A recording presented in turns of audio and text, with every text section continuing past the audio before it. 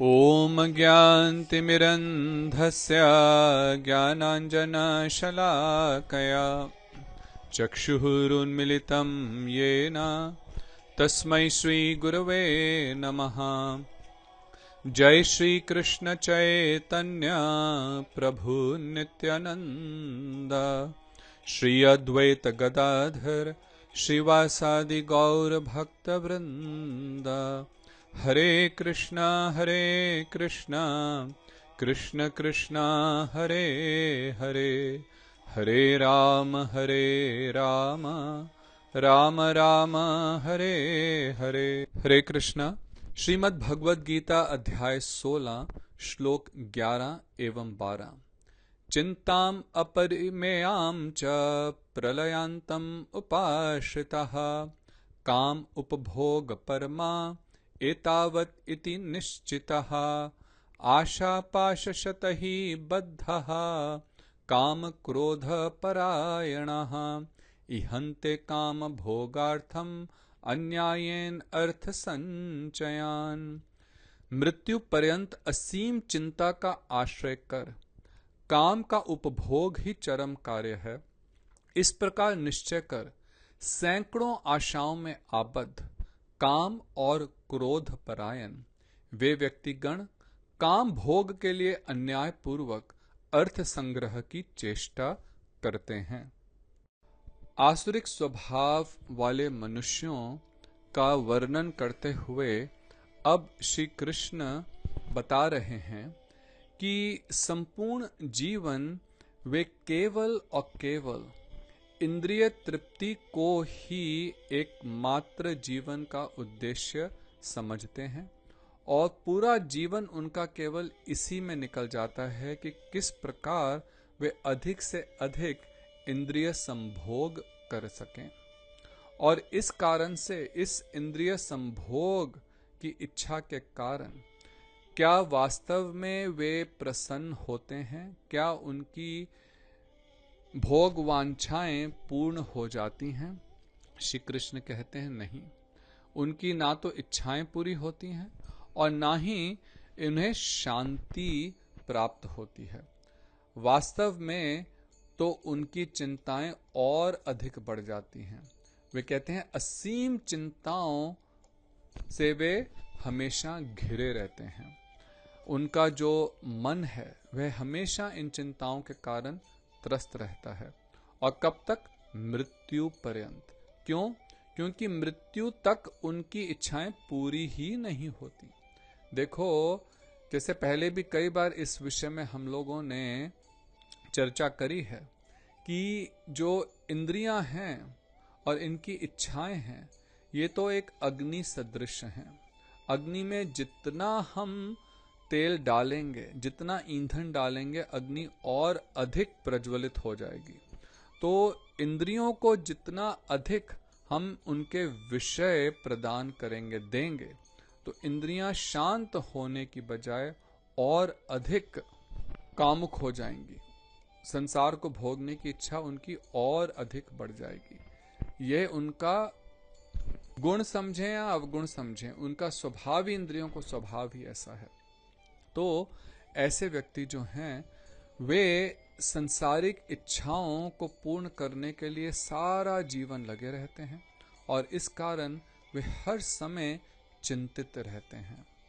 हर समय उन्हें stress, depression आदि ये रहता है। अब देखो, आप कहेंगे कि ऐसा लगता तो नहीं है प्रभु जी, आप कह रहे हैं, वास्तव में क्या यह सत्य है? भैया बिल्कुल सत्य है। और मैं नहीं कह रहा, अपितु जो बड़ी बड़ी मेडिकल ऑर्गेनाइजेशंस हैं, संस्थाएं हैं, वे इस बात की पुष्टि करती हैं। अमेरिकन इंस्टीट्यूट ऑफ स्ट्रेस, देखिए पूरी एक इंस्टीट्यूट है स्ट्रेस से डील करने के लिए, और उनके आंकड़ों के अनुसार इस वर्ष 2025 में जो एंजाइटी डिसऑर्डर है, अर्थात जो मानसिक तनाव से संबंधित रोग हैं, वे कम से कम 4.25 करोड़ अमेरिकन एडल्ट्स उससे पीड़ित होंगे। तो देखिए यहाँ पे करीब आप समझें कि 20-22 करोड़ एडल्ट्स हैं, तो उनमें से तकरीबन 25% को ये चिंताएं, इन चिंताओं के कारण डिसऑर्डर होगा। तो देखिए जब चिंता बहुत अधिक बढ़ जाती है तब एंजाइटी डिसऑर्डर होता है, लेकिन चिंता तो हर एक व्यक्ति को ही लगी हुई है और यह बढ़ती ही जा रही है। अमेरिकन साइकेट्रिक एसोसिएशन के अनुसार 43% जो अमेरिकन एडल्ट्स हैं उन्होंने 2024 में कहा कि हमारे को पिछले वर्ष से अधिक इस वर्ष तनाव रहा है। 2023 में यह केवल 37% था और 2022 में 32%। सो 32 से 37, 37 से 43, तनाव जो है वह भी बढ़ता जा रहा है और केवल एडल्ट्स में नहीं अपितु युवाओं में भी। और यह बहुत आश्चर्यजनक बात है कि 18 से 24 वर्ष की उम्र के 66% अमेरिकन जो बच्चे और युवा हैं वे कहते हैं कि उन्हें किसी न किसी प्रकार का तनाव एवं डिप्रेशन है। तो देखिए यह तो बढ़ता ही जा रहा है और ना केवल अमेरिका में परंतु संपूर्ण संसार में।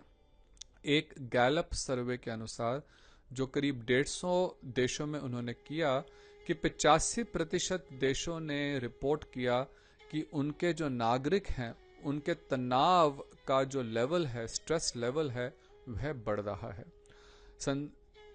उनके आंकड़ों के अनुसार करीब 1 बिलियन अर्थात 100 करोड़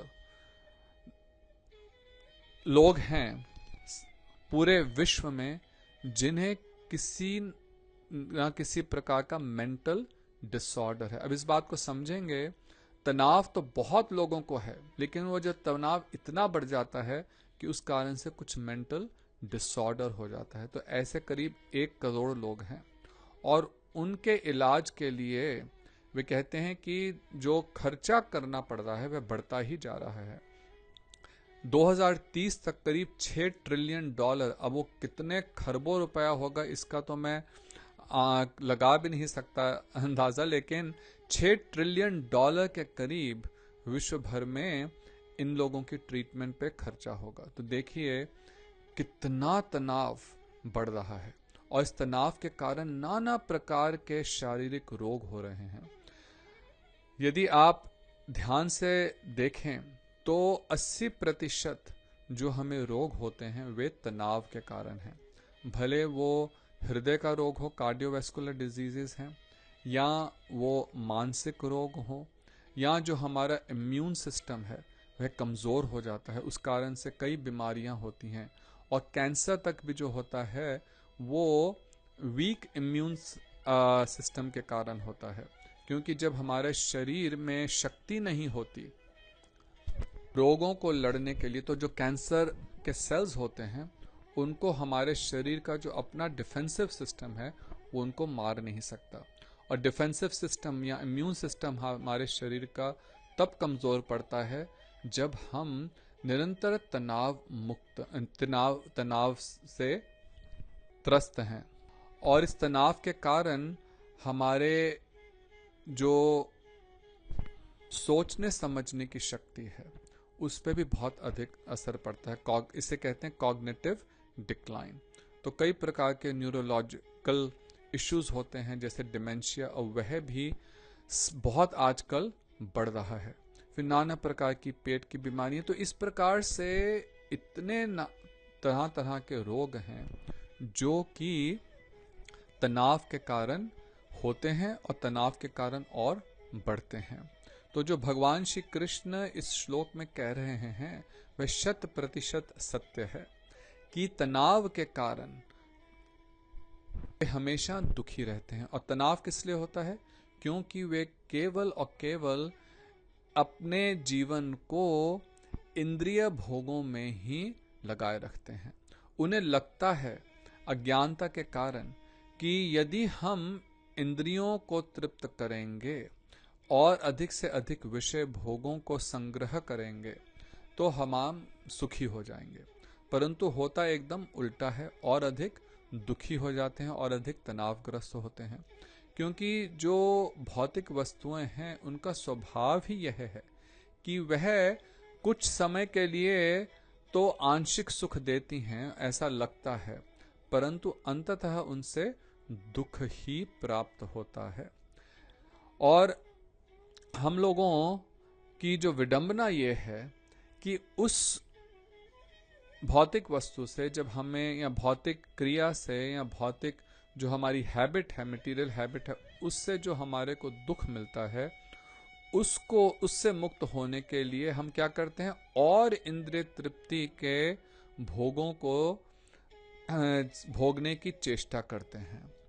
अब जैसे कोई व्यक्ति शराब पीता है ना, वो शराब पीना तो इसलिए शुरू करता है कि कोई मानसिक तनाव है और उससे थोड़ा सा रिलीफ पाने के लिए वो थोड़ा सा पीता है। अब कुछ समय के लिए तो उसे रिलीफ होता भी है, उसे ऐसा लगता है कि मैं तनाव से मुक्त हो गया, परंतु वास्तव में शराब पीने से होता क्या है कि जो आपका मन है वह और अधिक कमज़ोर हो जाता है, जो आपका इम्यून सिस्टम है वह कमज़ोर हो जाता है, और जैसे मन कमज़ोर होता है तो फिर और तनाव बढ़ता है। अब उसको, तनाव को से बचने के लिए वह और अधिक पीता है, और इस प्रकार से पीने की लत पड़ जाती है। और फिर एक दिन क्या होता है कि लिवर आदि कई शरीर के जो अंग हैं वे उससे खराब होने लगते हैं। तो अंततः इन चीज़ों से कोई हल नहीं निकलता, अपितु जो प्रॉब्लम है वे और अधिक बढ़ जाती है। परंतु अज्ञानता के कारण हम इस बात को समझ ही नहीं पाते और इस जंजाल में और अधिक फंसते जाते हैं, फंसते जाते हैं, फंसते जाते हैं। श्री कृष्ण कह रहे हैं क्योंकि ऐसे व्यक्ति जो हैं, क्योंकि वह निश्चय क्या उनका होता है कि हमें और अधिक अपनी आशाओं को पूरा करना है, तो ऐसी सैकड़ों आशाओं में आबद्ध होने के कारण वे काम और क्रोध से ग्रस्त रहते हैं, काम भावना और अधिक बढ़ जाती है। देखो, गीता में भगवान ने दूसरे अध्याय में ही इस बात को बड़ी भली भांति अर्जुन को समझाया था कि विषय भोगों का चिंतन करते करते व्यक्ति की काम वासना बहुत बढ़ जाती है। भगवान ने बोला, ध्यातो विषयान पुंसः संगः तेषु उपजायते संगात संजायते कामः कामात् क्रोध अभिजायते, कि शब्द आदि विषयों का निरंतर चिंतन करने से उन विषयों में चिंतनकारी पुरुष की आसक्ति उत्पन्न हो जाती है। तो जिस विषय का चिंतन कर रहे हैं, उसको पाना चाहते हैं, तो उसके अंदर आसक्ति हो जाती है। आसक्ति से क्या होता है, काम उत्पन्न होता है, उस व्यक्ति को प्राप्त, उस वस्तु को प्राप्त करने की बड़ी तीव्र इच्छा उत्पन्न होती है। और काम जब पूर्ण नहीं होता, वह इच्छा जब पूर्ण नहीं होती, तो क्या होता है, क्रोधात अभिजायते, क्रोध अभिजायते, क्रोध की उत्पत्ति होती है। अब क्रोध होने से क्या होता है, तभी देखिए आजकल हम देख रहे हैं कि लोगों का क्रोध भी बढ़ता जा रहा है। जब हम लोग प्रचार आदि पे जाते हैं तो यह अक्सर प्रश्न होता है कि हम कैसे अपने क्रोध को वशीभूत करें। तो जो क्रोध है वह फिर आगे और प्रॉब्लम्स क्रिएट करता है। क्या भगवान कहते हैं, क्रोधात भवति सम्मोहा, सम्मोहात स्मृति विभ्रमः, स्मृति भ्रंशात बुद्धि नाशो, बुद्धि नाशात प्रणश्यति, कि क्रोध से सम्मोह होता है और सम्मोह से स्मृति का नाश हो जाता है। स्मृति का नाश अर्थात शास्त्र के उपदेशों को भूल जाना, कि जो शास्त्र में नियम बताए गए हैं उन सबको भूल जाते हैं, क्योंकि काम वासना इतनी प्रबल हो जाती है कि हम भूल ही जाते हैं कि क्या शास्त्र बता रहे हैं कि हमें इन इंद्रियों को वशीभूत करना है। और जब ऐसी स्मृति नाश होती है तो स्मृति नाश होने से बुद्धि का नाश होता है, और बुद्धि नाश होने का अर्थ क्या है, बुद्धि से ही हमें यह विवेक मिलता है कि क्या ठीक है और क्या गलत। जब बुद्धि का नाश हो जाता है तो फिर सर्वनाश होता है और वह जीव पुनः भवसागर में पतित हो जाता है। तो इस प्रकार से यह जो भव रोग है, जो भव सागर में हमारा आवागमन है, वह चलता रहता है। इसलिए जो संसारिक विषय वासनाओं के पीछे भागते रहते हैं वह हमेशा अशांत रहते हैं। श्री चैतन्य चरितामृत में कहते हैं, भुक्ति मुक्ति सिद्धि कामी सकले अशांत, कि जो व्यक्ति भुक्ति अर्थात भोग वासनाओं के पीछे भाग रहे हैं वे, और जो मुक्ति की आशा करते हैं, किस प्रकार की मुक्ति? ब्रह्म कैवल्य, जो अर्थात ब्रह्म में मिलकर के एक हो जाना चाहते हैं, ऐसे जो ब्रह्मवादी हैं वे, और सिद्धि अर्थात जो योगी नाना प्रकार की सिद्धियों की कामना करते हैं, वे इन इच्छाओं के कारण हमेशा अशांत रहते हैं, क्योंकि इनसे जीवात्मा को सुख प्राप्त नहीं होता। जब तक जीवात्मा प्रसन्न नहीं है तब तक हम वास्तव में प्रसन्नचित नहीं हो सकते। फिर कहते हैं, कृष्ण भक्त निष्काम अतएव शांत, लेकिन जो भगवान कृष्ण का भक्त है वह निष्काम है, उसे किसी प्रकार की सांसारिक इच्छा नहीं है, कोई भौतिक इच्छा नहीं है, ना ही उसे ब्रह्म में मिलकर के एक हो जाने की कोई इच्छा है, ना ही वह किसी प्रकार की सिद्धियों को चाहता है। वह क्या चाहता है? केवल और केवल अपने प्रिय श्री कृष्ण, श्री राधा गोविंद की प्रेममयी सेवा करना चाहता है। निरंतर उनके रसमय नामों का उच्चारण, उनकी नाम गुण रूप लीला का श्रवण कीर्तन स्मरण, और भगवान के भक्तों की प्रेममयी सेवा, केवल इसी की आकांक्षा करता है। इसलिए वह अतएव हर समय शांत रहता है। श्रील भक्तिवेदांत स्वामी महाराज प्रभुपाद जी टीका में लिखते हैं कि असुर समझते हैं कि इंद्रियों की तृप्ति करना जीवन का परम लक्ष्य है। मरण काल की अवधि तक आजीवन उनकी यही धारणा बनी रहती है, तो मृत्यु तक भी उनकी जो इच्छा है वह पूर्ण नहीं होती। जैसे एक कुत्ता उसी हड्डी को चबाता रहता है, हम भी उसी प्रकार पुनः पुनः चर्वित चरवनाना, उसी सूखी हड्डी अर्थात उन्हीं भौतिक विषयों में, जिन पचड़ों में हम कितने जन्मों से फंसे हुए हैं, उसी को इस जन्म में भी हम उसी भोग प्रवृत्ति में लगे रहते हैं।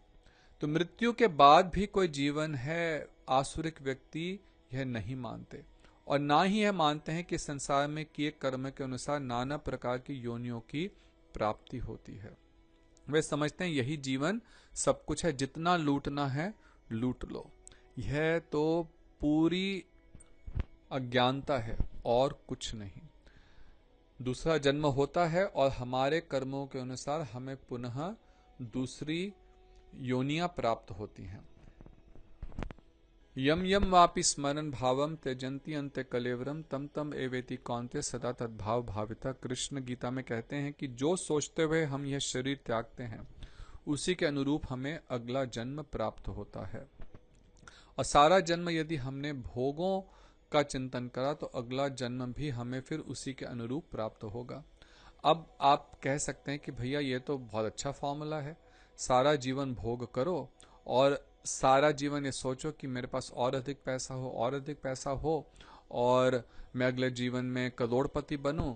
तो ऐसा सोचते सोचते यदि हम यह शरीर त्यागेंगे तो अगले जीवन में करोड़पति बनेंगे और अधिक भोग करेंगे, तो इसमें तो बहुत ही अच्छी बात है। अरे भैया, ये इसका अर्थ नहीं है।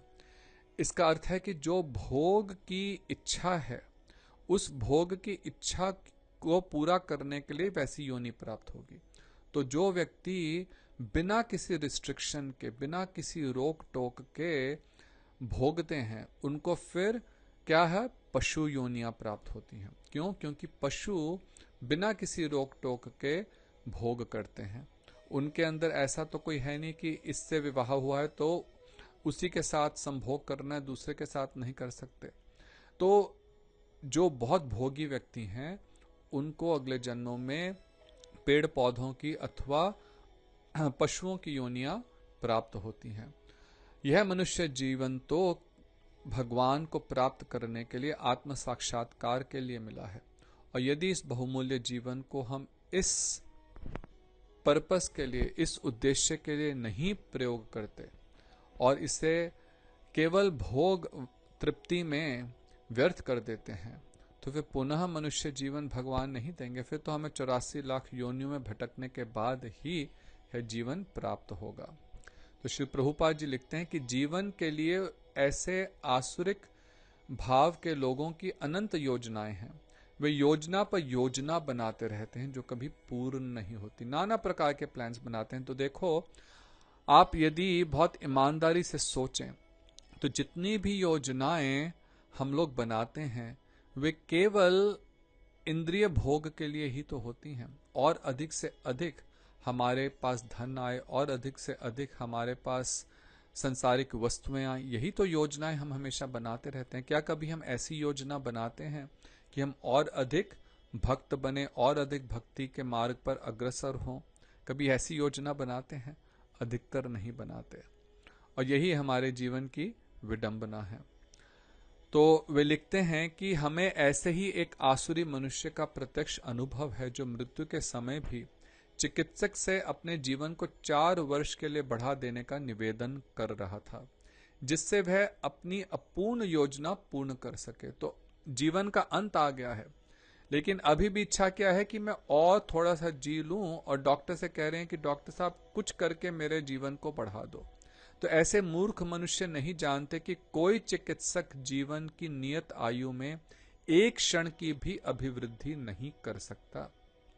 किसी की कामना पूरी हुई है या नहीं, मृत्यु यह नहीं देखती। तो जब आपका निर्धारित समय है, प्रकृति का नियम इतना कठोर है कि कोई नियत काल से एक क्षण भी अधिक भोग नहीं कर सकता। उस निर्धारित समय पे आपको जीवन जो मिला है, वह जो है शरीर मिला है, उसे छोड़ना पड़ेगा। लाख कोशिश कर लें, करोड़ों प्रयत्न कर लें, लेकिन यह शरीर जिसको अपना मानते हैं वह भी आपसे छूट जाएगा। तो इस विषय में विचार करें कि हम क्यों अपने जीवन को ऐसे भोगों को भोगने में व्यर्थ कर रहे हैं जो केवल और केवल अधिक से अधिक तनाव ही देते हैं। आगे टीका में लिखते हैं कि ईश्वर अथवा अपने अंतर्यामी परमात्मा में श्रद्धा विहीन आसुरी स्वभाव वाला इंद्रिय तृप्ति के लिए नाना प्रकार के पाप कर्म करता है। तो जो व्यक्ति नहीं जानता कि उसके हृदय में भगवान परमात्मा रूप में स्थित है, तो वह क्या करता है? वो अपनी इंद्रिय तृप्ति के लिए नाना प्रकार के पाप कर्म करता है। जो भी व्यक्ति जब कोई भी पाप कार्य करता है तो उसे छुपा करके करता है कि कोई देख नहीं ले। तो हम उन पाप कार्यों को अपने परिवार से, अपने मित्रों से, समाज से, जो पुलिस आदि हैं, उनसे छुपा सकते हैं। हो सकता है सबसे छुपा लें, लेकिन जो हमारे हृदय में स्थित परमात्मा है उनसे किस प्रकार से छुपाएंगे? तो जो आसुरिक स्वभाव के व्यक्ति हैं वह नहीं जानते कि इन सब पाप कर्मों का कोई साक्षी भी है जो उसके हृदय में ही बैठा है। परमात्मा जीव के सब कार्यों को देखते रहते हैं। जैसा उपनिषदों में उल्लेख है, एक वृक्ष पर 2 पक्षी बैठे हैं। उनमें से एक पक्षी तो कर्म करता हुआ शाखा पर लगने वाले सुख दुख रूपी फलों को भोग रहा है, जबकि दूसरा केवल उसका साक्षी है। तो एक पक्षी कौन है? जीवात्मा, जो सुख और दुख रूपी फलों को भोग रहा है। वह नाना प्रकार के कर्म कर रहा है और उनके अनुरूप सुख या दुख भोग रहा है। और दूसरा पक्षी कौन है? वह है परमात्मा, जो साक्षी होकर के इस पहले पक्षी के कर्मों को देख रहा है। आसुरी मनुष्य में ना तो वैदिक शास्त्रों का ज्ञान होता है और ना श्रद्धा ही होती है।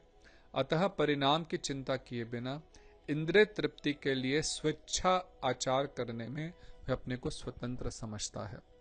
तो वह इतना अधिक भ्रमित हो जाता है कि उसे लगता ही नहीं कि जो मैं पाप कर्म कर रहा हूं उस कारण से मुझे कष्ट, मुझे दुख भोगना पड़ेगा। इसलिए वे स्वेच्छा पूर्वक आचरण करते हैं, अपने को स्वतंत्र समझते हैं।